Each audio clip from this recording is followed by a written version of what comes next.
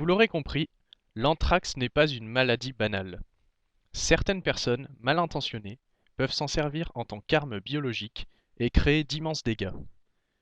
Nous allons vous présenter le fonctionnement de cette maladie, mais avant tout, commençons par une brève introduction. L'anthrax, que l'on appelle aussi maladie du charbon, est une pathologie due à une infection par des bactéries. L'agent responsable de cette infection est plus précisément un streptobacille, Bacillus anthracis, dont les spores peuvent résister plusieurs années, voire plusieurs décennies dans la terre, avant d'être ingérés par des animaux en pâture. Les spores peuvent aussi être transportés par les cours d'eau ou encore être véhiculés par l'air si on les y disperse. On rencontre trois formes de charbon chez l'homme. La forme cutanée, qui représente 95% des cas, est responsable de gros abcès, contractés par entrée des spores au niveau d'une coupure ou d'une excoriation. La forme intestinale, contractée à la suite de l'ingestion d'aliments contaminés, principalement de la viande. Et enfin, la forme pulmonaire, due à l'inhalation de spores en suspension dans l'air. Ces trois formes du charbon peuvent entraîner la mort si elles ne sont pas traitées rapidement. Les symptômes apparaissent dans les 7 jours suivant le début de l'infection. La forme cutanée se manifeste au départ comme une piqûre d'insecte, puis évolue en une vésicule, puis un ulcère de 1 à 3 cm de diamètre, avec une nécrose noircissante au centre, et peut évoluer vers une septicémie. Elle est mortelle dans 20% des cas, en absence de traitement. La forme intestinale est quant à elle caractérisée par une inflammation aiguë du tractus digestif et se manifeste par l'apparition de nausées, une perte de l'appétit, des vomissements, des fièvres suivies de douleurs abdominales et des diarrhées sévères. Elle est mortelle dans 25 à 60% des cas.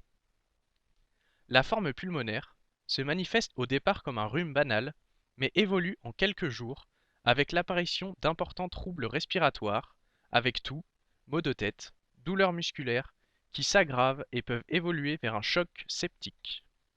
Cette forme de charbon est quasiment toujours mortelle en l'absence de traitement.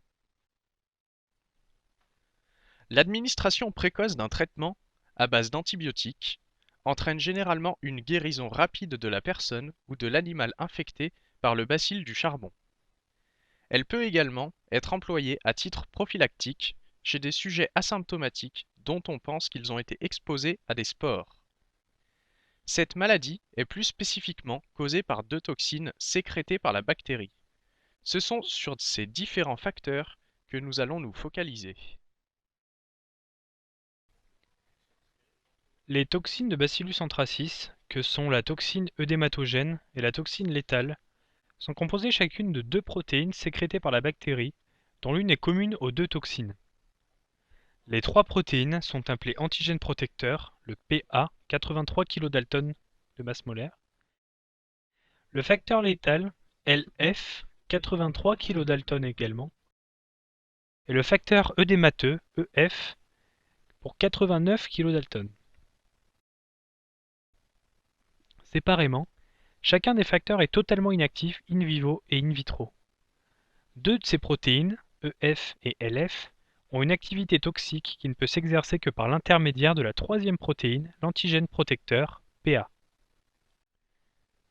Les combinaisons PAEF et PALF constituent respectivement la toxine œdématogène, une adénylate cyclase dont l'activité nécessite la présence d'une protéine exclusivement eucaryote, la calmoduline, et la toxine létale, une métalloprotéase à zinc capable de couper les MAP kinases, MAPKK1, 2, 3, 4, 6 et 7, qui constituent un des trois modules de la chaîne d'activation MAP kinase responsable du transfert d'informations extérieures vers la cellule au niveau transcriptionnel.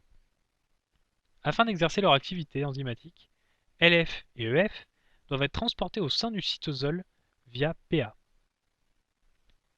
La protéine PA joue donc un rôle central dans la maladie. En fait, c'est celle qui permet de faire pénétrer les protéines EF et LF à l'intérieur des cellules de l'organisme atteint selon un mécanisme bien particulier. Au cours de la première étape, une protéine PA s'attache à la surface d'une des cellules en se liant de manière spécifique à une protéine de son enveloppe, le récepteur TEM8. tumor endothélial marqueur 8. Comme on peut le voir sur l'animation, le récepteur TEM8 en jaune sur lequel se fixe l'APA n'est pas dans la membrane. La structure présentée ici ne présente en fait pas l'ancrage de TEM8 au sein de la membrane. Une fois arrimé, PA va pouvoir se lier à d'autres protéines PA également présentes à la surface de la cellule. Cette protéine PA vont aussi s'unir en formant un heptamère. Cet heptamère forme ce que l'on appelle le prépore. Suite à une baisse de pH le long de la membrane, le prépore passe au stade de pore et perfore la membrane. Il a la capacité de lier une ou plusieurs protéines EF ou LF. Une fois les facteurs liés par groupe de 2 ou 3, l'enveloppe de la cellule va se creuser de manière à englober l'anneau à l'intérieur de la cellule. Il s'agit donc de l'endocytose des toxines. À ce moment-là, LF et EF peuvent s'échapper et pénétrer dans la cellule. La protéine LF, visible à l'écran, est une protéase acérine. Les protéases sont des sortes de ciseaux moléculaires dont le rôle est de couper à des endroits bien précis d'autres protéines qui lui sont spécifiques. Ainsi, LF agit sur un groupe de protéines très important, impliqué dans un système complexe de communication à l'intérieur de la cellule, les MAP kinase-kinase. On peut voir à l'écran la partie enter d'une MAP kinase-kinase 2 complexée à la protéine LF. Les MAP kinase-kinase 2 correspondent à un ensemble de protéines kinases nécessaires à l'induction de la mitose dans les cellules eucaryotes. En effet, les MAP kinases sont impliquées dans un certain nombre d'événements de la vie cellulaire, comme par exemple la mitose, l'apoptose, la différenciation ou encore la survie cellulaire. La voie impliquant les MAP kinases est l'une des principales voies de signalisation dans la cellule permettant la prolifération à partir d'un signal externe. Celui-ci peut être par exemple un facteur de croissance. D'autres récepteurs activés par des ligands peuvent également activer la voie des MAP kinases. Il existe les récepteurs à 7 domaines transmembranaires, ou plus communément appelés RCPG, les récepteurs à cytokines, et enfin les récepteurs de facteurs de croissance. Pour comprendre à quoi sert ce système de communication, il faut s'imaginer une cellule comme une sorte d'usine spécialisée dans la production de protéines. Comme n'importe quelle entreprise, la cellule comporte différents services qui doivent communiquer entre eux afin d'assurer la bonne marche de l'usine. De plus, cette fabrique particulière est aussi en relation avec son environnement, qui lui envoie toutes sortes d'informations ou de commandes sous la forme de signaux chimiques. Une fois à l'intérieur de la cellule, ces messages devront être transmis aux services concernés. Ceci est le rôle des MAP kinase-kinase. En réponse à des signaux provenant de l'extérieur, ces protéines déclenchent des cascades de réactions en chaîne à l'intérieur de la cellule jusqu'à ce que le message soit délivré au bon endroit. Le blocage de la voie des MAP kinase-kinase bloque donc ce cycle cellulaire. En effet, cette voie permet la transmission d'informations à partir de récepteurs nucléaires jusqu'au noyau. Plus particulièrement, la dimérisation d'un récepteur extracellulaire monomérique, par exemple un facteur de croissance, induira une autophosphorylation croisée d'acides aminés situés sur la chaîne intracytosolique du récepteur. Ces acides aminés peuvent être des tyrosines, des sérines ou encore des tréonines. Les acides aminés deviennent ainsi phosphorylés. Cela va permettre la fixation d'une protéine GRB2 activant une autre protéine, SOS, facilitant la fixation d'un GTP à la protéine RAS afin de l'activer. RAS active la protéine RAF, activant elle-même la protéine MEK, qui elle-même active ERK. ERK est le dernier maillon connu de cette cascade. Il pourra directement activer des facteurs de transcription, par exemple ERK subit une translocation nucléaire lorsqu'il est activé, et ainsi permettre l'hétérodimérisation de phos et Jun afin de former la protéine AP1 qui ira stimuler la transcription du gène de la cycline D1, activateur du cycle cellulaire. Dans le cas de l'anthrax, la coupure produite par LF inactive certaines des MAP kinase-kinase, ce qui bloque la transmission des signaux. Mais il est probable que LF agisse également sur d'autres protéines encore non identifiées. De son côté, EF agit aussi sur le système de signalisation interne,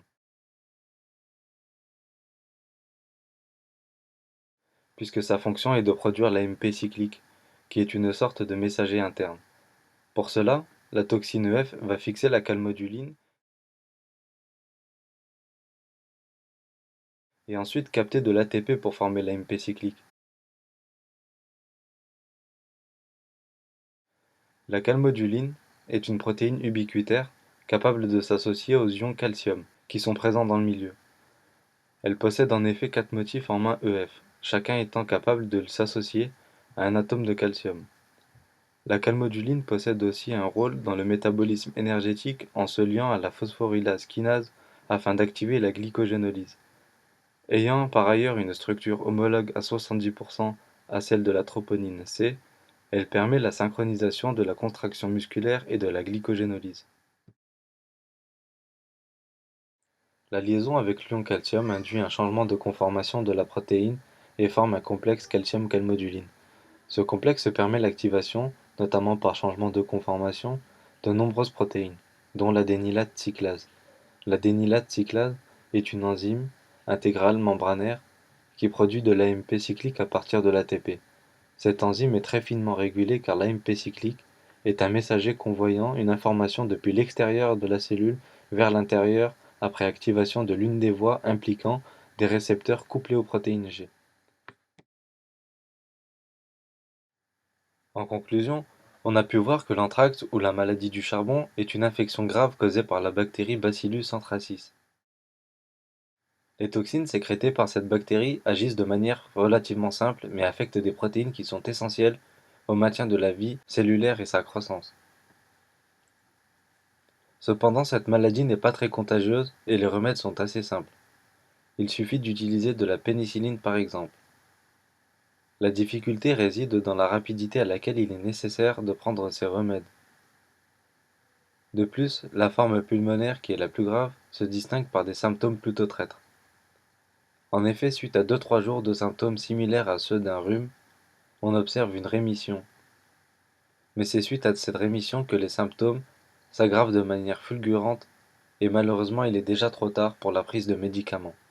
La personne infectée décède alors.